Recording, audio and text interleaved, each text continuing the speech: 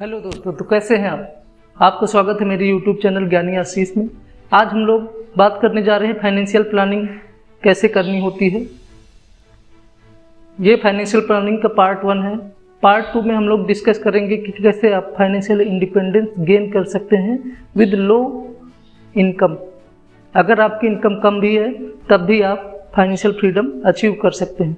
मैं आपको कुछ पॉइंट्स बताना चाहूँगा जिनको कि आपको फॉलो करना पड़ेगा।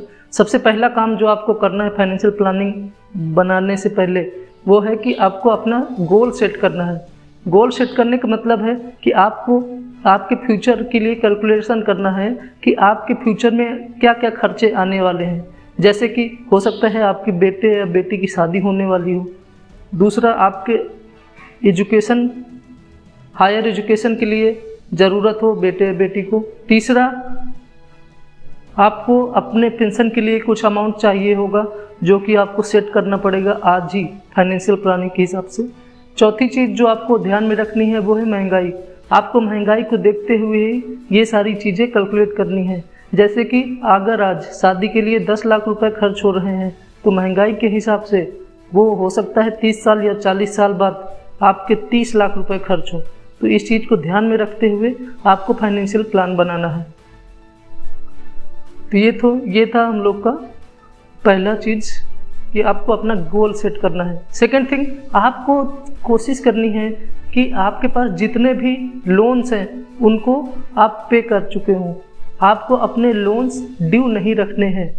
अगर आप अपने लोन्स ड्यू रखेंगे तो आप एक तरफ फाइनेंशियल प्लानिंग करते रह जाएंगे और आपके लोन्स दूसरी तरफ आपके फाइनेंशियल प्लानिंग को चौपट कर जाएंगे। तो आपसे रिक्वेस्ट है कि अगर आपका कोई अननेसेसरी लोन है तो उसको आप पहले पे कर दें, उसके बाद ही फाइनेंशियल प्लानिंग की तरफ सोचें।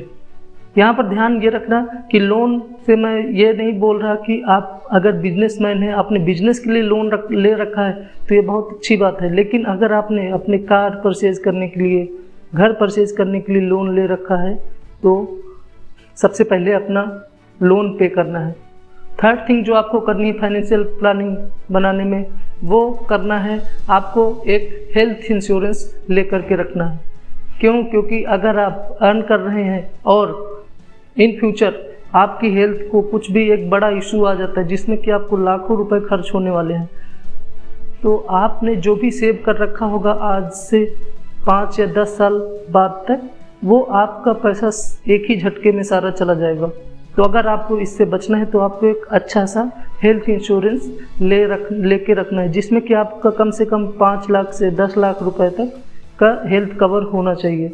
और ये आपके फैमिली में सभी लोगों का होना चाहिए।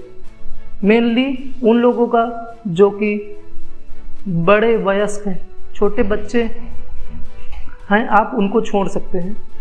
हेल्थ इंश्योरेंस का जो प्रीमियम आता है वो बहुत ही लो होता है। लगभग 500 या 600 रुपये में आपको 10 लाख तक का हेल्थ इंश्योरेंस मिल सकता है। तो आप ऑनलाइन सर्च कर सकते हैं कि कौन सा हेल्थ इंश्योरेंस बेस्ट है। और अगर आपको हेल्थ इंश्योरेंस कौन सा लेना है इस बारे में मेरी एडवाइस चाहिए तो आप कमेंट बॉक्स में लिख सकते हैं। मैं आपको इसके ऊपर एक कंप्लीट वीडियो बनाकर प्रोवाइड कर दूंगा। फोर्थ थिंग जो आपको करना है वो आपको टर्म इंश्योरेंस लेना है। खुदा न खास्ता हो सकता है कि इन फ्यूचर आपके साथ कोई मिस हैपनिंग्स हो जाए, आपकी फैमिली परेशान न हो, इसके लिए आपको एक टर्म इंश्योरेंस करा के ही रखना है।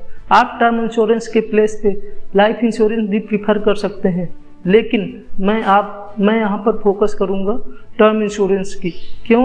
क्योंकि टर्म इंश्योरेंस एक ऐसी चीज़ है जिससे कि आपका प्रीमियम भी बहुत कम आता है। लगभग 400 या 500 रुपये में आपको 50 लाख तक का टर्म इंश्योरेंस मिल जाएगा जो कि आप इजीली अफोर्ड कर सकते हैं।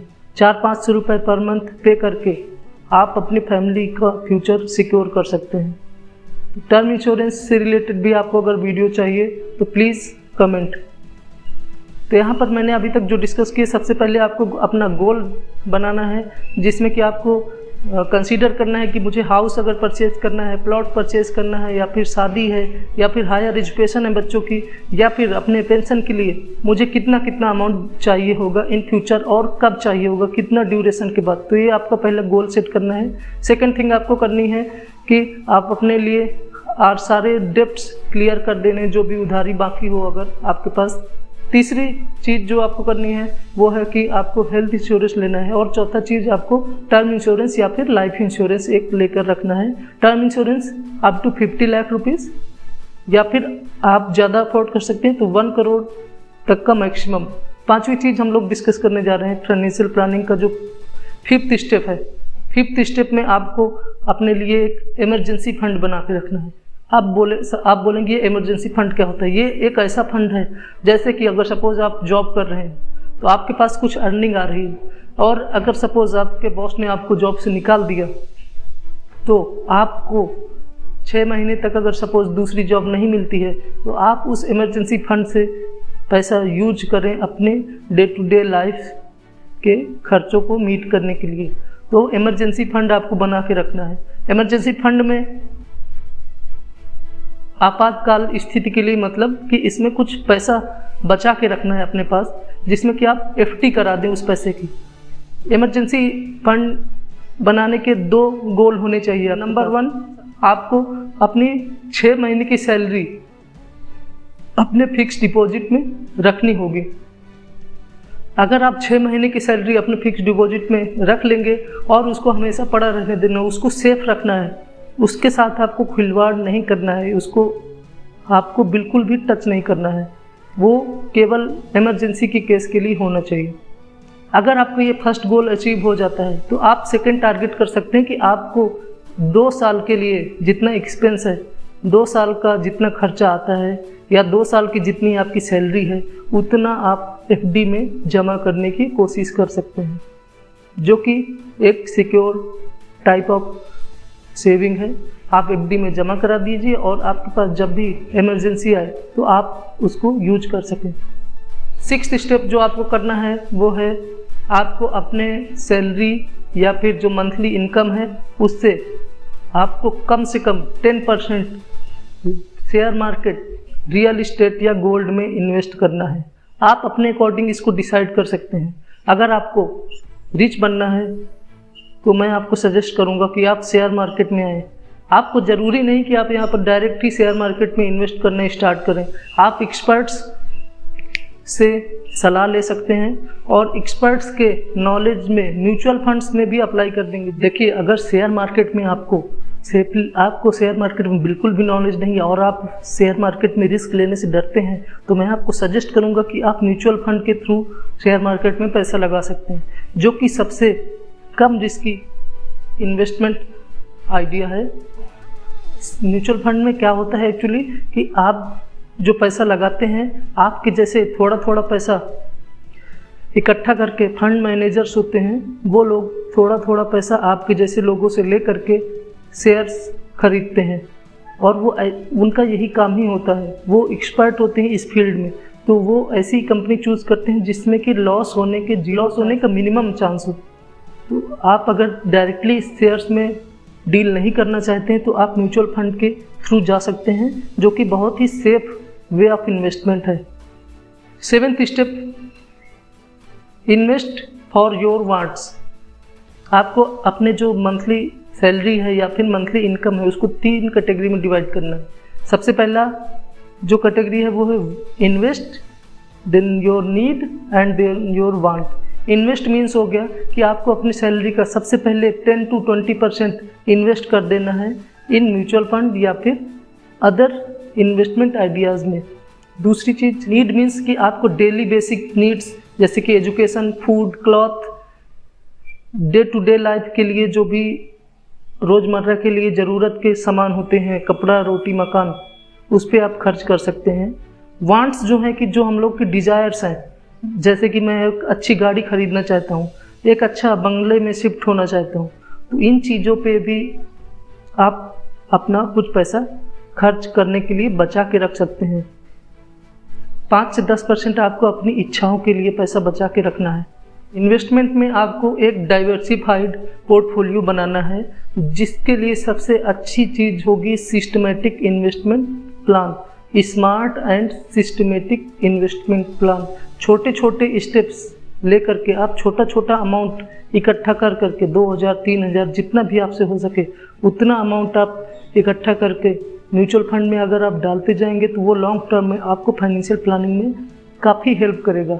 आप कभी भी पैसे की तंगी से नहीं जूझ रहे होंगे। इन्वेस्टमेंट में अगर सपोज आपकी सैलरी 15,000 पर मंथ है, तो अगर आप उस 15,000 का 10% मीन्स 1,500 रुपीज़ अगर पर मंथ आप म्यूचुअल फंड में लगाना स्टार्ट करते हैं और आपकी एज अगर आज 20 साल है, तो वही आपको 60 साल में लगभग 9.6 करोड़ रुपीज़ बना के देगा, जो कि आपको एक पीसफुल रिटायरमेंट के लिए तैयार रखेगा। आपने केवल 10% ही म्यूचुअल फंड में लगा रखा है, मीन्स 15,000 था, तो आपने 10%, 15,000 का 10% आपने केवल 1,500 रुपीज़, 1,500 रुपये केवल महीने का अगर आप लगा के रखते हैं और 40 साल तक अगर आप लगा के रखते हैं, तो मैं 17% पर ईयर के रेट ऑफ रिटर्न से कैलकुलेट करूंगा, तो ये लगभग बनेगा 9.6 करोड़ रुपीज़।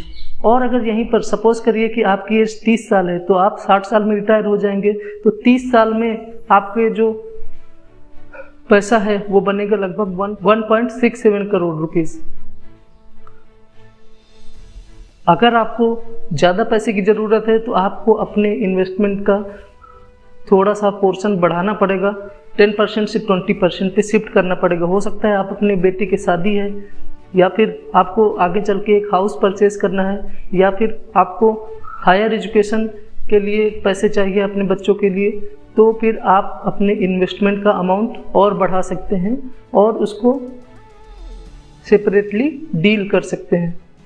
अगर हम लोग सपोज कर लेते हैं कि आपकी सैलरी 15,000 नहीं, आप अगर लो इनकम कैटेगरी में आते हैं, दैट मीन्स अगर सपोज कर लेते हैं मिनिमम टू मिनिमम आपकी सैलरी अगर 10,000 रुपीज़ है, तब भी आप 1,000 रुपीज़ पर मंथ इन्वेस्ट कर सकते हैं। 1,000 पर मंथ जो आप 20 साल से इन्वेस्ट करने स्टार्ट कर देते हैं, तो ये आपको 60 साल में लगभग बना के देगा 6 करोड़ रुपीज़, जबकि आपने जो टोटल इन्वेस्ट करेंगे इस ड्यूरेशन में वो होगा लगभग 5 लाख रुपए आप इन्वेस्ट करेंगे और आपको मिलेगा 6 crore rupees approx at the age of 60। Suppose कर लेते हैं कि अगर आप 30 साल की हैं, तब भी आप अगर सेम 1,000 रुपीज़ इन्वेस्ट करते रहे 30 ईयर्स तक, तो आपको मिलेगा लगभग 1.1 करोड़ रुपीज़, 1 करोड़ 10 लाख रुपए मिलेगा एट द एज ऑफ 60।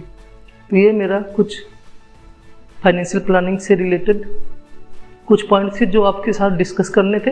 अगर आपको ये पॉइंट्स अच्छे लगे हैं और आप अपनी इनकम के हिसाब से मुझसे फाइनेंशियल प्लानिंग करवाना चाहते हैं, तो आप नीचे कमेंट बॉक्स में कमेंट कर सकते हैं या फिर मेरे व्हाट्सएप नंबर पे कांटेक्ट कर सकते हैं। Thank you.